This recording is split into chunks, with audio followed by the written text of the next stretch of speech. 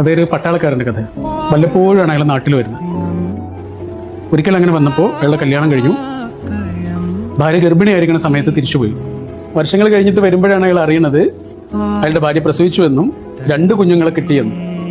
പക്ഷെ ആ പ്രസവത്തിൽ അയാളുടെ പ്രിയപ്പെട്ടവളെ നഷ്ടപ്പെട്ടുവെന്നും. ഒരേപോലെയുള്ള കുഞ്ഞുങ്ങൾ. അപ്പോ ആ കുഞ്ഞുങ്ങളുടെ കൂടെ കുറച്ച് കാലം അദ്ദേഹം താമസിച്ചു. പിന്നെ തിരിച്ചു പോകുമ്പോൾ അദ്ദേഹത്തിന്റെ അമ്മ അദ്ദേഹത്തോട് പറഞ്ഞു, കുഞ്ഞുങ്ങളെ നീ കൊണ്ടുപോകണം. അങ്ങനെ അയാൾ കുട്ടികളെയും കൊണ്ടാണ് പോകുന്നത് അയാളുടെ ജോലി സ്ഥലത്തേക്ക്, ട്രെയിനിൽ. ആ ട്രെയിനിൽ വെച്ച് കുട്ടികൾക്ക് 2 പേർക്കും പനി പിടിച്ച് ഒരു കുട്ടി മരിച്ചു. അപ്പൊ അന്നൊരു നിയമമുണ്ട്, ഒരു രാജ്യത്ത് നിന്ന് മറ്റൊരു രാജ്യത്തേക്ക് ഡെഡ് ബോഡി കൊണ്ടുപോകാൻ പറ്റും. അപ്പൊ ട്രെയിനിലെ ഉദ്യോഗസ്ഥർ വന്നിട്ട് അദ്ദേഹത്തോട് പറഞ്ഞു, അത് പറ്റാത്തതുകൊണ്ട് നമ്മളൊരു പാലത്തിന്റെ മുകളിലൂടെ പോകുന്ന സമയത്ത് കുട്ടിയെ പുഴയിലേക്ക് എറിയണം, ഈ ഡെഡ് ബോഡി പുഴയിലേക്ക് എറിയണം. അത്രയും വലിയ അലർച്ചയോടെ, സങ്കടത്തോടെ ആ അച്ഛൻ കുട്ടിയുടെ ഡെഡ് ബോഡി പുഴയിലേക്ക് വലിച്ചു. പിന്നെ അദ്ദേഹം മറ്റേ കുട്ടിയുടെ അടുത്ത് ഇങ്ങനെ വന്നിരിക്കുക.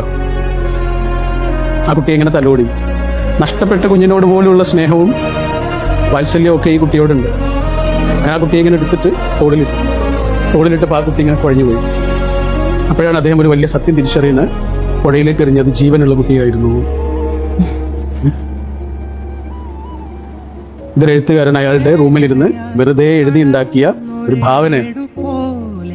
പക്ഷെ 100 കൊല്ലങ്ങൾക്കിപ്പുറത്തും നമ്മൾ ആ കഥ കേട്ട് എന്തെങ്കിലും ഒന്ന് നമ്മുടെ ഉള്ളിൽ സംഭവിക്കുന്നുണ്ടെങ്കിൽ അതാണ് ആർട്ടിന്റെ, കലയുടെ മഹാശക്തി എന്ന് പറയുന്നത്.